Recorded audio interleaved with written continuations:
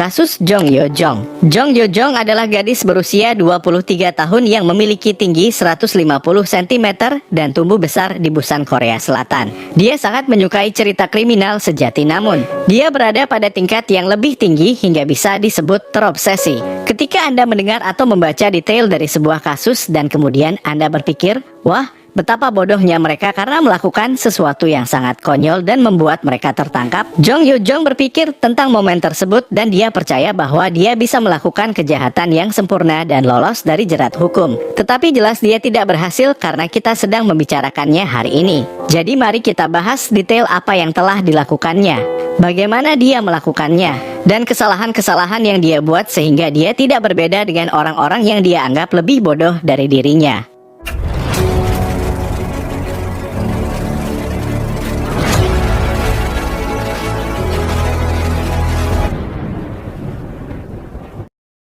Saat ini, belum banyak yang diketahui tentang latar belakangnya, tapi yang kita tahu sejak lulus SMA 5 tahun yang lalu, Jong Yo Jong menjadi seorang penyendiri dan pendiam. Dia menghabiskan 5 tahun terakhir ini tinggal bersama orang tuanya, hampir tidak pernah keluar rumah, tidak memiliki teman, interaksi hanya terbatas kepada keluarganya, dan dia juga tidak bekerja. Keseharian Jong Yo Jong adalah menghabiskan sebagian besar waktunya sendirian di kamarnya untuk membaca buku, artikel, dan menonton acara TV yang semuanya tentang hal yang sama, yaitu kejahatan nyata. Pada awal tahun 2023, minatnya mengalami perubahan yang sangat gelap ketika dia menjadi lebih penasaran, dikombinasikan dengan sedikit kesombongan. Berulang kali, dia membaca kasus-kasus kejahatan dan menemukan di mana pelaku melakukan kesalahan dengan cara yang berbeda. Dia menghabiskan berjam-jam menyimpulkan gagasan tentang pembunuhan yang sempurna, dan akhirnya dia memutuskan kapan pelaksanaan dan percaya bahwa dia cukup cerdas untuk melakukannya tanpa tertangkap. Dengan sangat hati-hati, Jong Yo Jong mempersiapkan rencana kejahatannya. Dia mulai dengan mencari tips di internet tentang cara menghilangkan mayat, dan inilah kesalahan pertamanya, sebuah kesalahan pemula. Selanjutnya, dia menyusun rencana tentang cara bagaimana dia ingin melakukannya, pilihan senjatanya, profil korban yang diinginkan, cara dia bertemu dan menarik korban, metode pembuangan yang diinginkan, dan bagaimana dia akan melanjutkan hidup setelahnya dengan menyimpan rahasia gelap ini. Setelah 4 bulan merencanakan dengan teliti, Jong Yo Jong telah merencanakan semuanya dengan baik dan dia siap untuk melakukannya. Dia mengunduh aplikasi untuk menghubungkan orang tua dengan guru les untuk anak-anak mereka dan membuat profil palsu sebagai seorang ibu dari seorang siswi kelas 9 yang ingin meningkatkan kemampuan bahasa Inggris anaknya. Dia menghabiskan waktu berjam-jam untuk memilih-milih profil dengan cermat, mempertimbangkan setiap orang sebagai calon korbannya, dan akhirnya dia memutuskan untuk memilih seorang wanita muda sebaya dengannya yang identitasnya belum diungkapkan kepada publik, setidaknya pada saat video ini dibuat. Yang kami ketahui tentangnya hanyalah bahwa korban adalah seorang wanita berusia sekitar 20 tahun yang selain bekerja sebagai guru les freelance, juga merupakan seorang mahasiswi di sebuah universitas.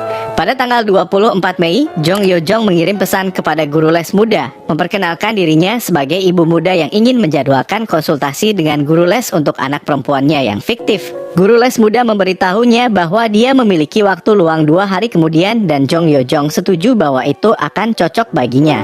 Ketika hari itu tiba tanggal 26 Mei, Jong Yo Jong berpakaian seperti seorang siswi kelas 9. Dia telah membeli seragam sekolah secara online dan segera berangkat ke rumah korbannya dengan membawa pisau. Perlu diingat bahwa dia sangat pendek dengan tinggi 150 cm dan pasti terlihat seperti siswi kelas 9 ketika dia tiba di rumah guru les. Guru les menyambutnya masuk dan begitu pintu ditutup, Jong Yo Jong menusuk leher guru les dengan pisau. Setelah itu, dia hanya berdiri di sana dan menyaksikan wanita muda tersebut kehilangan darah. Kemudian, Jong Yo Jong pergi ke toko terdekat dan membeli kantong sampah dan pemutih. Dia kemudian kembali ke rumah guru les itu dan menghabiskan beberapa jam untuk memotong-motong tubuhnya dengan hati-hati dan membungkus bagian-bagian tubuhnya dengan kantong sampah tersebut. Dia kemudian menggunakan pemutih untuk membersihkan rumah dan dirinya sendiri sebaik mungkin, lalu mengganti pakaiannya dengan salah satu pakaian wanita tersebut. Dia kembali ke rumahnya untuk mengambil koper kecil dan kembali ke rumah guru muda tersebut. Dia meletakkan pakaiannya yang berlumuran darah ke dalam kantong sampah untuk dibawa pulang dan juga menyimpan ponsel, identitas, dan dompet guru muda tersebut. Sekarang dia sudah berganti pakaian korban dan semuanya sudah bersih. Dia pergi menuju langkah berikutnya untuk membuang tubuh korban. Jong Yo Jong menyewa sopir taksi untuk membawanya ke daerah berhutan dekat Sungai Nakdong, di mana dia turun dan membuang koper tersebut, lalu kembali pulang. Jong Yo Jong tidak menyadari bahwa setelah sopir taksi menurunkannya, sopir taksi segera menelepon polisi karena curiga kepadanya karena seorang gadis muda pergi ke hutan saat tengah malam sambil membawa koper yang bernoda darah. Beberapa saat setelah mendapatkan laporan, petugas polisi langsung turun ke bagian sungai tempat sopir taksi menurunkan Jong Yo Jong dan segera mereka menemukan koper tersebut. Tentunya kita tahu apa yang ada di dalamnya, dan tentu saja mereka pergi ke rumah Jong Yo Jong dan melakukan penggeledahan. Mereka menemukan kantong sampah yang berisi pakaian berlumuran darah yang dimasukkan oleh Jong Yo Jong, serta identitas, dompet, dan ponsel wanita tersebut. Tidak hanya itu, Jong Yo Jong juga menyimpan potongan tubuh korban di dalam rumahnya, mungkin sebagai barang cindermata bagi dirinya, namun dia langsung ditangkap. Ditangkap dengan cepat setelah Jong Yo Jong menghabiskan berbulan-bulan merencanakan agar tidak tertangkap, itu sungguh mengejutkan. Jong Yo Jong mengaku memberitahu petugas bahwa awalnya dia dan wanita itu terlibat dalam perkelahian di mana wanita tersebut menjadi agresif secara fisik. Dan Jong Yo Jong bertindak dalam membela diri. Dia tidak memiliki pilihan selain melakukan hal ini. Tetapi seiring berlanjutnya investigasi, mereka mulai meragukan kebenaran ceritanya.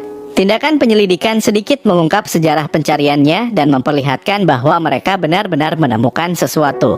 Ini bukan sesuatu yang terjadi secara tiba-tiba, ini adalah kejahatan yang direncanakan sebelumnya yang telah dipikirkannya. Keinginan untuk melakukan ini sudah cukup lama. Mereka membawa dia untuk diinterogasi lagi dan mereka menekan dia untuk mengatakan kebenaran tentang apa yang sebenarnya terjadi. Begitu juga orang tuanya.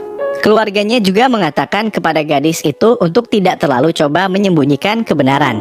Akhirnya dia menyerah di bawah tekanan dan mengungkapkan apa yang sebenarnya terjadi. Dan alasan mengejutkan mengapa dia melakukannya karena dia terobsesi dengan kejahatan nyata dan ingin melakukan kejahatan sempurna untuk dirinya. Dia memberitahu mereka bagaimana dia menjadi penasaran tentang bagaimana rasanya mengambil nyawa orang lain.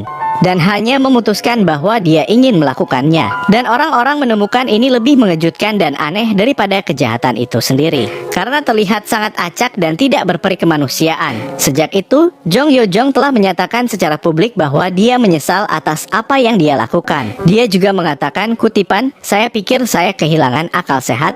Segera dia mendapat ujian untuk melihat apakah dia seorang psikopat. Hasilnya dia mendapat skor 28 dari maksimal 40 dan tergolong sebagai psikopat. Jika dalam ujian nilai 1-10 skor 28 ini bisa disebut nilai 7. Seorang psikolog yang telah diwawancarai tentang Jong Yo Jong mengatakan bahwa mereka menemukan perilakunya sangat tidak biasa setelah kejadian itu. Bahwa kebanyakan orang yang melakukan hal seperti ini mengalami atau menunjukkan beberapa bentuk kepanikan setelahnya atau semacam peningkatan adrenalin. Tetapi dia sangat tenang dan tidak menunjukkan tanda-tanda kepanikan sama sekali. Dia hanya pergi untuk mendapatkan sedikit perlengkapan dan dengan tenang melaksanakan setiap langkah dari rencananya yang kecil. Dia juga mengakui bahwa dia tidak merasa cemas atau panik setelah peristiwa itu.